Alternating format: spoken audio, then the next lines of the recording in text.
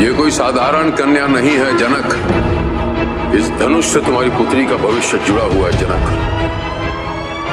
ये धनुष निर्धारित करेगा कि भविष्य में सीता का योग्य वर कौन।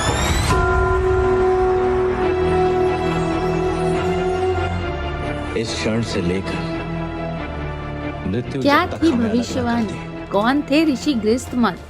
क्या था कलश में? नमस्कार दोस्तों, मैं आपकी दोस्त और होस्ट तोशीना आपका स्वागत करती हूँ आपके ही पसंदीदा चैनल पॉलीकैट स्टूडियोज में।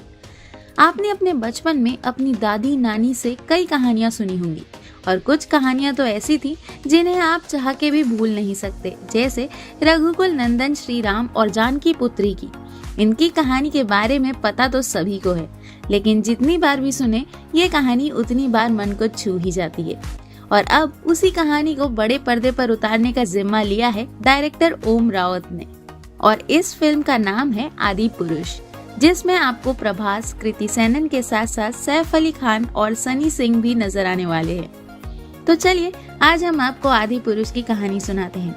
वर्षों पूर्व गृहस्थमत नाम का एक ऋषि था जो विष्णु और देवी लक्ष्मी की उपासना करता था।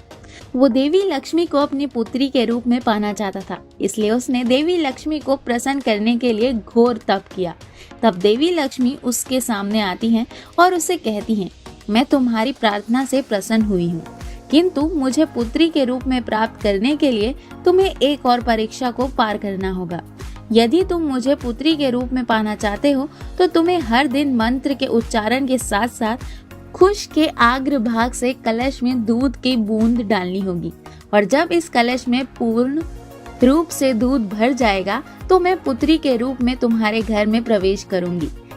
देवी लक्ष्मी के आज्ञा अनुसार ऋषि गृहस्थमत हर रोज उस कलश में खुश के साथ दूध भरते गए।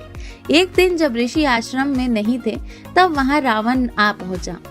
रावण ऋषियों से घृणा करता था क्योंकि वो चाहता था कि सब लोग उसकी उपासना करें, ना कि किसी और भगवान की। इसलिए वो हर ऋषि को मार डालता था। जब रावण ऋषि के आश्रम में पहुंचा तो वहां पर ऋषि गृहस्थमत नहीं थे। उसने वहां मौजूद ऋषियों को मारकर उनका रक्त उसी कलश में भर दिया जिसमें ऋषि गृहस्थमत दूध भर रहे थे। रावण उस कलश को लेकर लंका चला गया और अपने भवन में उसे छुपा दिया।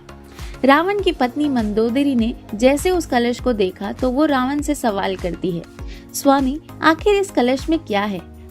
आपको इससे पूर्व मैंने कभी भी कोई कलश छुपाते हुए नहीं देखा, आखिर इसमें ऐसी क्या खासियत है? तब रावण उससे कहता है, हमारी इजाजत के बगैर इस कलश को कोई हाथ नहीं लगाएगा। जब हमें तुम्हें बताना होगा तो हम इस कलश के बारे में तुम्हें बता देंगे। लेकिन मंदोदरी उस कलश को लेकर बहुत उत्सुक थी। वो जानना चाहती थी कि आखिर उसमें है क्या। एक दिन जब रावण अपने महल में नहीं था तब छुपके से मंदोदरी उस कलश के पास जाती है और उसे खोलकर देखती है। कलश में रक्त देखकर मंदोदरी सोचती है, अवश्य ही ये कोई लाभकारी रक्त होगा, तभी स्वामी इसे सबसे छुपा रहे हैं। मंदोदरी के मन में जिज्ञासा उत्पन्न होती है और वो सारा रक्त पी जाती है। अगले दिन जब वो अपने कक्ष में अकेले बैठी थी तभी उसके सामने एक दिव्य शक्ति उजागर होती है, और वो शक्ति और कोई नहीं बल्कि स्वामी देवी लक्ष्मी थी। देवी लक्ष्मी मंदोदरी से कहती हैं, मंदोदरी कल तुमने जिस रक्त का सेवन किया था उसमें मेरे अवशेष थे। मैंने ऋषि गृहस्थमत को कहा था कि अगर वो उस कलश में कुश के आग्र भाग से दूध भरेंगे तो मैं उसे पुत्री के रूप में प्राप्त होंगी, लेकिन भूल पूर्वक तुमने उस कलश के दूध और रक्त दोनों को ही सेवन कर लिया है। मंदोदरी अब मेरा अंश तुम्हारे गर्भ में है, जिसका मतलब है कि मैं तुम्हारी पुत्री के रूप में जन्म लेने वाली हूँ। ये सुन मंदोदरी बहुत डर जाती है क्योंकि उन्हें सालों पहले हुई भविष्यवाणी याद आ जाती है। तो आखिर क्या है वो भविष्यवाणी जिसने मंदोदरी को डरा दिया? जानने के लिए देखिए हमारी अगली वीडियो। उम्मीद है आज की वीडियो आपको अच्छी लगी होगी, तो इसे लाइक एंड शेयर जरूर कर दीजिएगा, और अगर आप चैनल पे नए हैं तो इसे सब्सक्राइब करना बिल्कुल ही मत भूलिएगा। मिलते हैं अगली वीडियो में, तब तक के लिए नमस्ते।